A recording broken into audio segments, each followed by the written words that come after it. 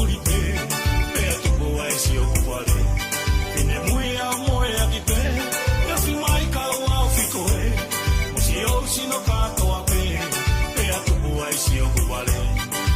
Au moe ifo, kae malabe, ito puata mai, wata kusino furipe, e mamoni tui tui, o kawahe. Veamos si paco, y tausino furipe. Veamos si paco, y tausino furipe.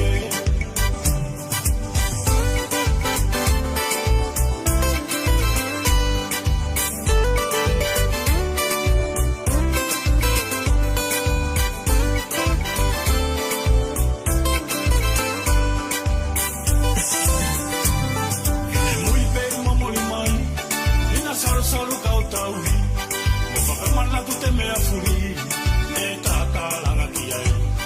Ine mui pei mamori mai, ina salo kau taui, mo whakamana tu te mea furi, e tātuku pau ki ai.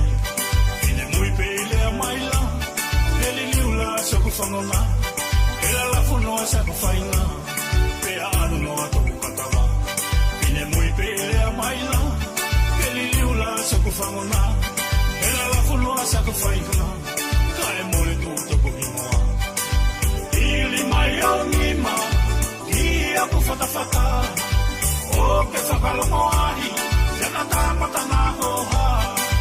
O si aku mafu, ki te sinona, e a mo whakaapu, ki te laka ngā fua.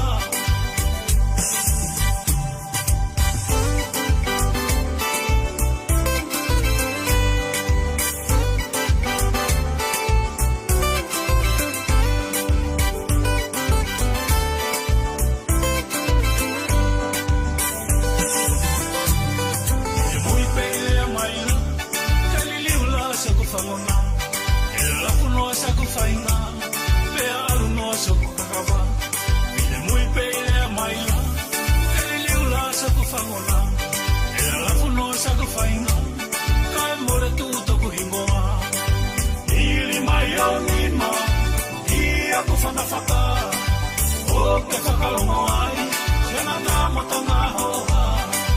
O si aku mafu,